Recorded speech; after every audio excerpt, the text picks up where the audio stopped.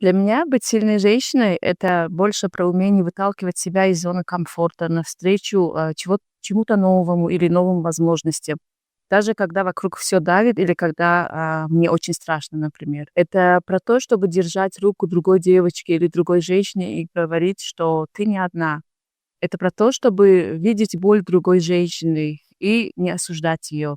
Не говорить, что ты сама виновата, ты сама докатилась до такой жизни, а спрашивать, как тебе помочь, как тебя поддержать. Я много работаю с женщинами и девочками, и каждый день вижу, что сила, она появляется там, где есть поддержка и солидарность, где мы поднимаем друг друга, а не тянем вниз. И я, как мама троих девочек, хочу, чтобы они росли в обществе и мире, где сила — это про то, чтобы оставаться собой, это про право оставаться собой, право выбирать и говорить свободно о своих мыслях. И потому что сила для меня — это свобода быть собой.